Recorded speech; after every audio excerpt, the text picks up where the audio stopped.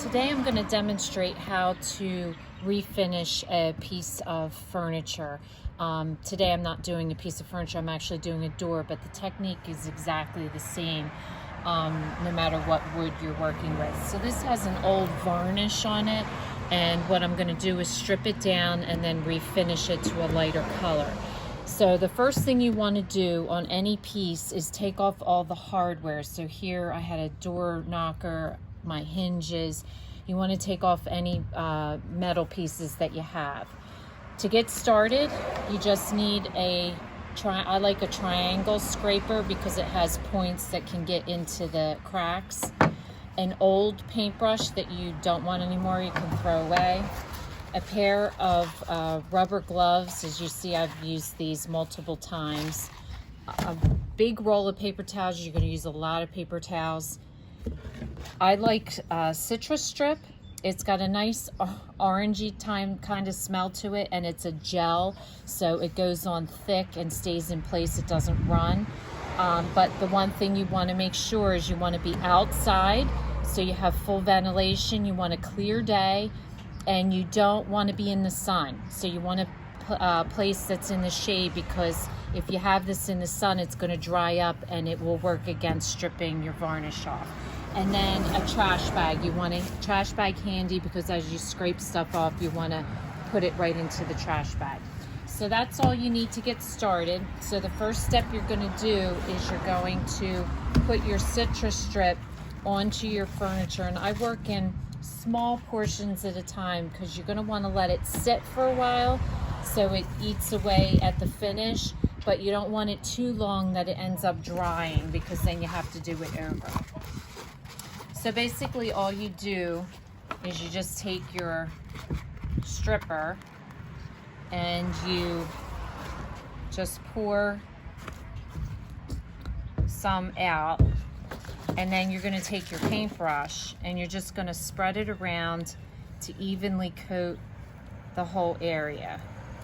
And I find this easy to do with a paintbrush. And you just want about like that on your piece of furniture. And I'm going to do this whole panel here, and then I'm going to let it sit for like a half an hour until it gets really gooey, and then I will show you how to scrape it off.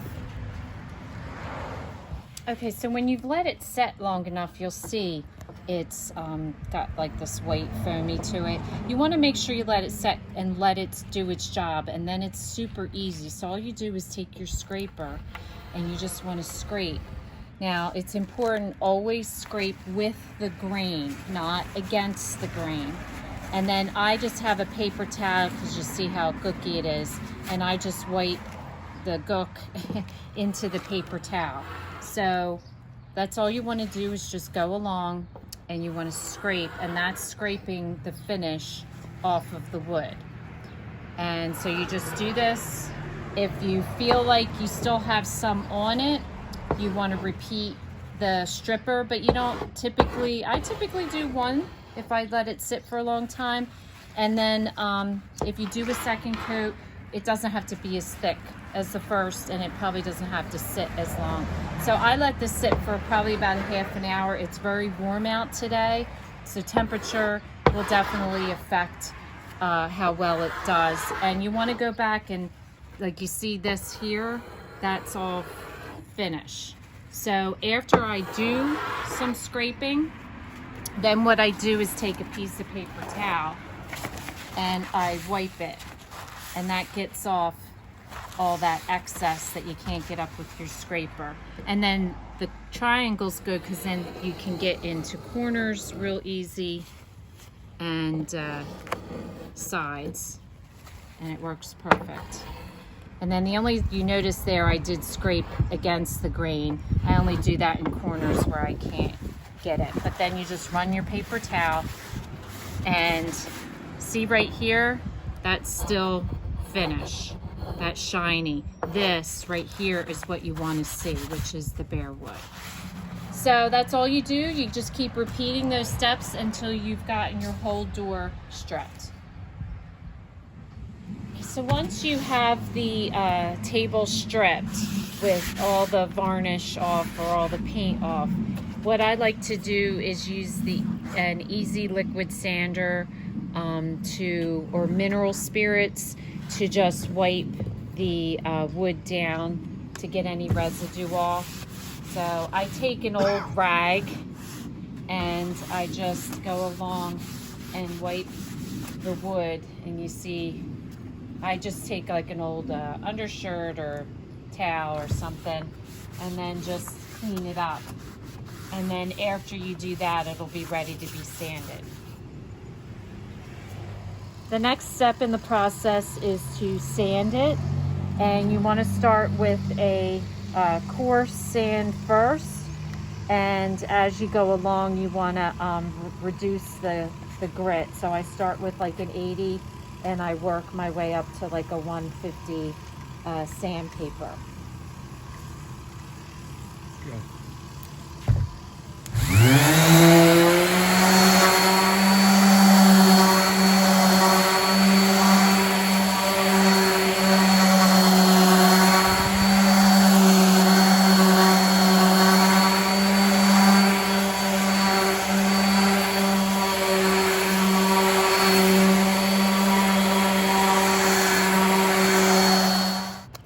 Now that I've gotten most of the stuff off, this is what it should look like. Now I'm going to go down to 120 grit sandpaper and do another sand, and then I will go down even to a finer sandpaper after that.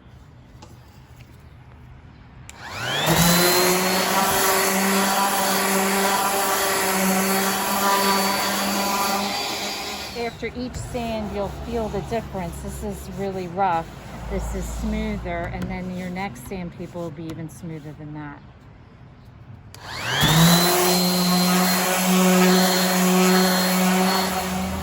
Okay, now that you have sanded your wood down and you've done it with 3 grades of sandpaper so it's nice and smooth, now you want to stain. Now there's lots of different stains out there that you can use. I prefer the Minwax gel stain, and the reason why I like the gel stain is it's thick. It's not thin, so one thing with a thin stain is it drips, and so you have problems with streaks. The most important thing about your stain is when you put it on, that you put it on in a consistent way, because if you don't, you're going to see those streaks of stain. So I prefer the gel stain, but you know, you might prefer a different type. The other thing that I do is I use rags as opposed to like a brush to put it on. So I just take an old rag and I'm going to dip it into the stain and then just coat an area, and I work in one area at a time because you want it to sit long enough that it stains, but you don't want to sit too long that it dries up. So the other thing that I have is I have scrap pieces of undershirt or rags that after I put the stain on and let it sit for a few minutes, then I wipe the excess stain off with the rag.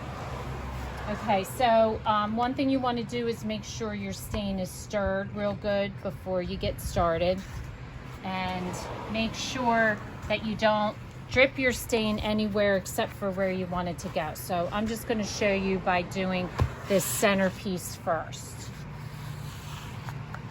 So all you're going to do is just dip whatever it is you want, and you just want to coat the wood with a nice even coat.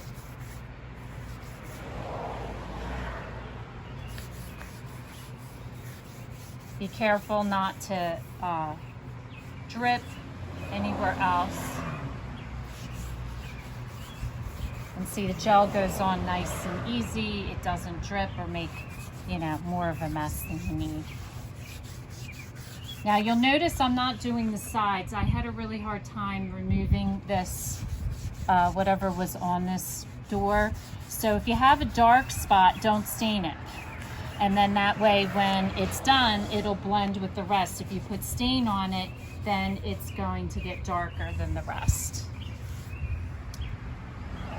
Okay, so once you've applied a layer, then all you want to do is go back with a rag and just wipe off the excess. Now, however dark you want the stain, you want to leave it on for longer. So if I wanted this a little bit darker, I could stain it again, or I could just have left it on a little longer. And the color of your stain is on each can. So if you want a light stain, it'll show a lighter color. So you'll notice that the color there matches the color of my wood. And that's all you want to do. So you work from step to step, stain the whole thing, and then let it dry thoroughly. After your piece of furniture is stained to the color you want and is completely dry, the next step is to do the polyurethane. I like to use satin polyurethane. It comes in it comes in a spray, it comes in a liquid, it comes in high gloss satin. So it just depends on your preference. I have tried the spray before. It works okay, not the best. I've also tried the stain polyurethane all-in-one, and that works okay, but I find the best is the gel stain for my preference, and then the satin polyurethane. Just one trick. I had done the other side before I filmed this, and if I'm reusing the same brush, because you do 2 coats per side, and you have to let it dry.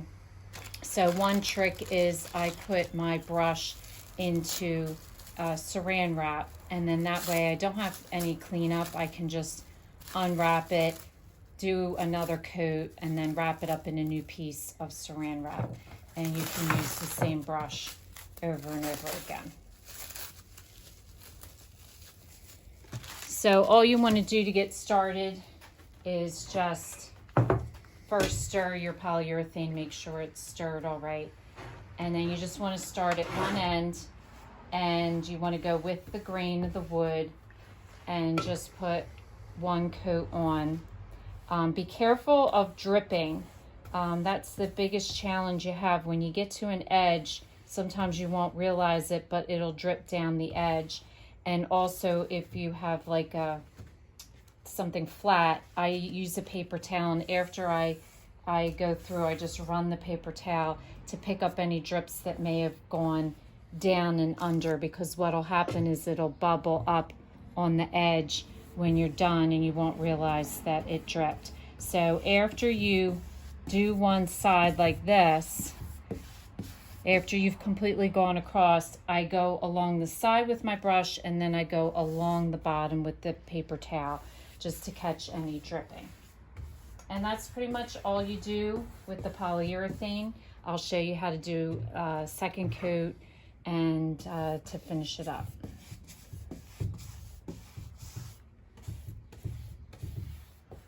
Okay, after your first coat of polyurethane has dried, what you want to get is some steel wool, and you just want to take it and lightly rub over the furniture, again going with the grain.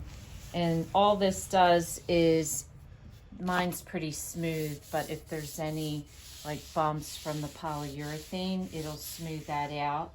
And after you've done this, wipe it with a cloth, and then you're going to put another coat of polyurethane on.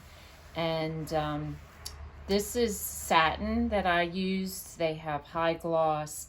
I like satin. It gives it a shine, but not too much of a shine. I think most furniture, they use satin.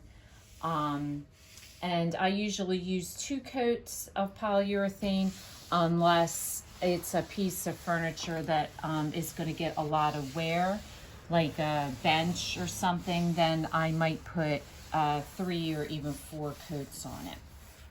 And then once you're done this, I'll show you the last step.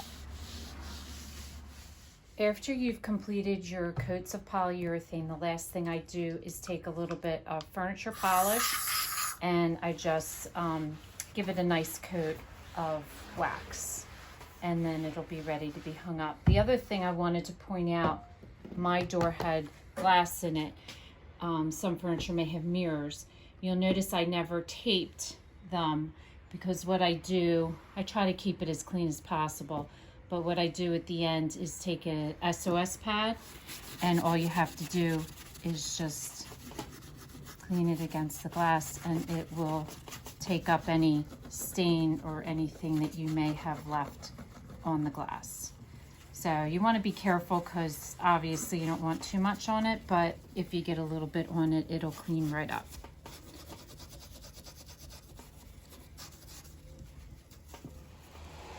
So this is the end result of 4 days of refinishing our door.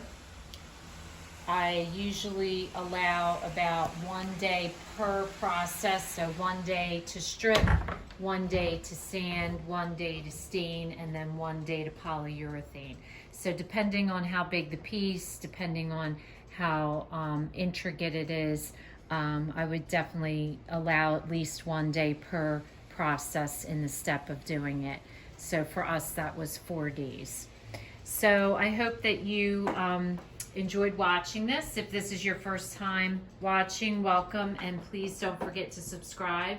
If you want to receive future notification of posts, hit the bell, and if you like the video, please give us a thumbs up. It lets us know what you enjoy watching. And thanks again, and we'll see you again soon.